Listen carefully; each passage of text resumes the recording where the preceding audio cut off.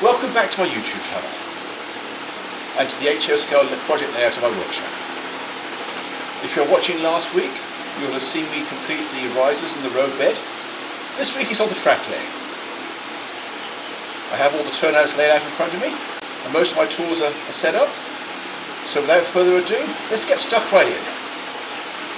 But before I finish the bench work, I laid all the low level track out as far as here. I think I'm going to start with the rest of the incline because that's easy, it's straightforward, it gets me into the rhythm. So I've got about 20 feet or so before I end up going to any turnouts. And then I think I'm going to work on the yard. I've already laid out one of the two ladders. I've still got to go and dig out the rest of the turnouts. Several people have asked me how I work so quickly. Let me share a little tip with you. Take for example the Atlas rail joiners that I'm using.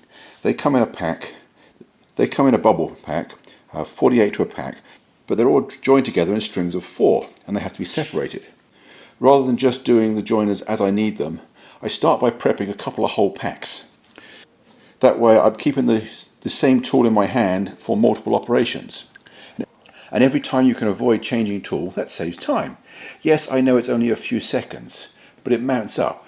If you can eliminate 100 tool switches, you're getting into a significant time saving. And the same goes for prepping the flex track. I have to remove ties from both ends of each length, so I do several yards at a time instead of just doing it as I'm ready to lay the track. And the quickest way to do that is with a small chisel. Of course, one could be facetious and say that I use up all that time making these videos, and yes, they'd be right. Well, with the preparation I showed you just now, I have now laid about 24 feet of track in a few minutes.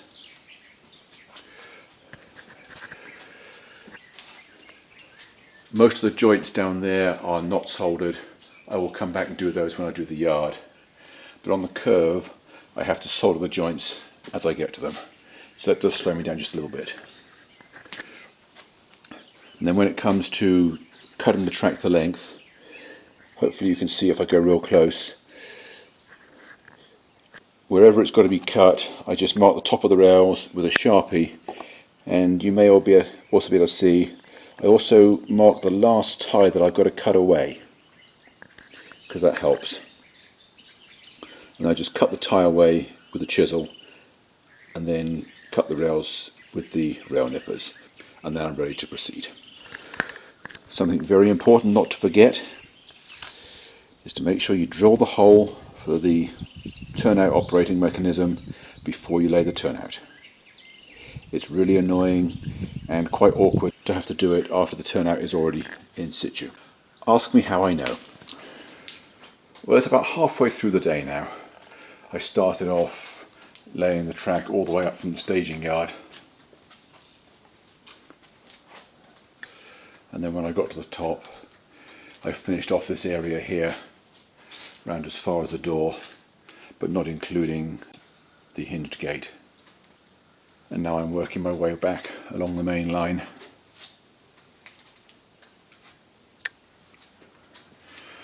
And I've ended up coming into the yard from the opposite direction to what I originally intended. But that makes no difference. Well, the next bit that I have to install is this long yard ladder. I have 6 consecutive turnouts with no plain track between them. I've already drilled all the holes for the mechanisms. I've trimmed the turnouts in a few places. I had to cut about ½ an inch out of here, a little bit out of there, and some more off the end of there, just to get them to fit. And now I've got to get them glued accurately in place. I think to make it easier, I'm going to put the first 3 in, and then do the others. I have not soldered any of the joints yet. I will do that after they're glued in place. So I'm going to get busy with that, and I will check in with you again later. Well, it's around 4 o'clock. I still have a little bit of time left, but I've got the entire yard finished. If you recall what I said earlier about trying to minimize tool exchanges, I did the entire yard without soldering anything, and then I came back and did all 100 plus joints in one go. Anyway, the next task is to continue around this curve. Right here we have a section joint going from one power district to the next.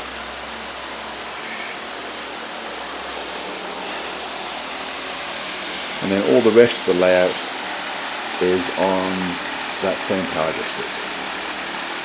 Well, I didn't get a whole lot further today. I started on these end curves.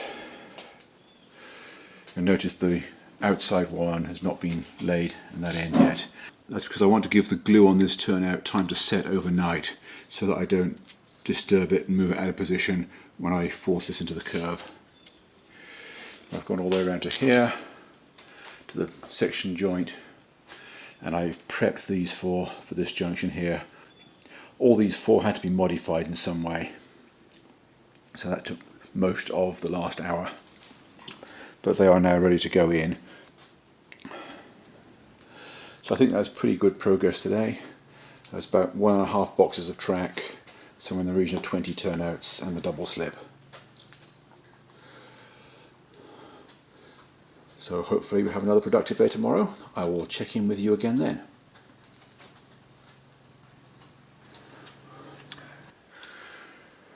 Well, I have run out of time on day 2 of the upper level track laying, but not before I have got the track all the way around the layout.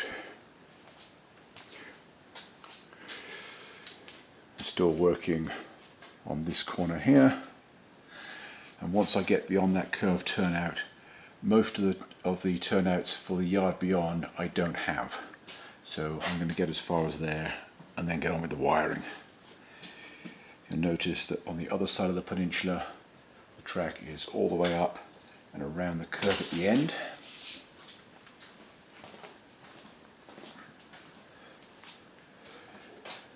Finishing just here,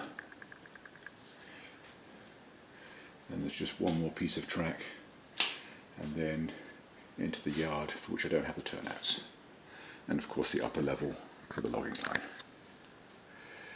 But the lead turnouts at each end of the yard are among those I don't have, so I won't be able to start that area just yet. Anyway, I am really happy with the progress of today. So I'm going to sign off now, and I will check in with you again tomorrow. Well, this morning, day 3 of the track laying, I have finished the curves in this area. If you recall, last night there was a couple that weren't quite done. And then beyond that curved turnout, I've just put a temporary piece of flex track in. I've done all the track laying I can with the turnouts in my possession. So I'm going to get on with adding the feeders and then testing everything. That will take me a couple of days, by which time the rest of the turnout should have arrived. So let me change gear, get the wire out again, and I will check in with you again later.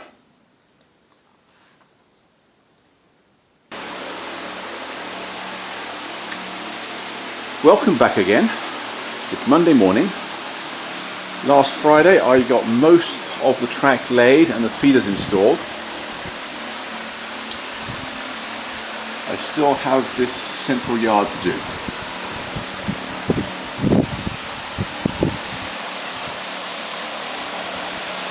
And I now have all the turnouts that I need. Well, I've prepped this last batch of turnouts. As you probably saw from the packaging earlier, they are the Pico number 6 turnouts. Just like on the Walthers, I have to cut the end ties off to make room for the rail joiners, but also here there is an over-center spring in here, which unfortunately affects the slow motion switch machines, so they have to be cut away. I've done that. Only took a few minutes for all 10 turnouts. Now on some of them I have to cut the headstocks off because they are in the way of other turns. This one has to come off, as does this one and one of those at the other end. So I'm going to do that now, and then I'll be ready to start laying them. There's a couple more things to bear in mind with these Pico turnouts. Probably the most obvious being that they are significantly shorter than the Walters ones. It doesn't have the long exit rails at the frog end, which means that when you want to line up two turnouts to get a parallel 2-inch track spacing, you need to add a short piece of track in between them. And of course the other side of that coin is that when you're building a crossover, they're already about the right length. And the other thing that you'll probably notice when you start using them is that the rail is somewhat smaller, so the rail joiners are a lot looser than they are on the Walters rail.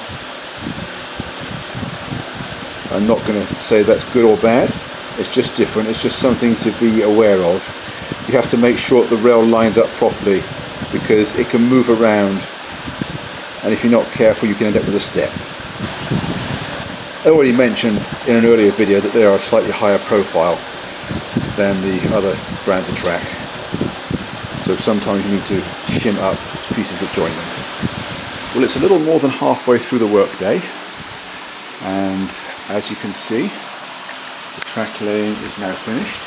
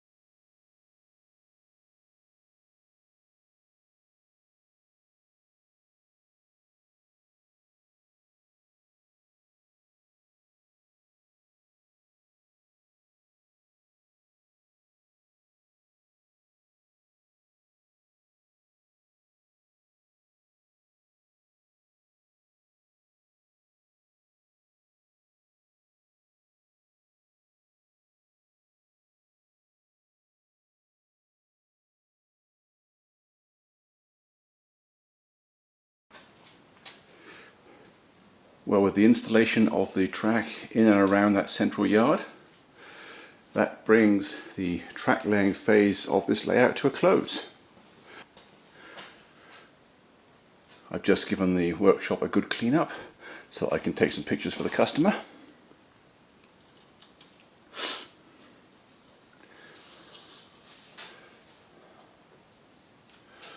The total layout trackage is just over 100 yards. I think I used 113 yards of track. There are 49 turnouts and one double slip.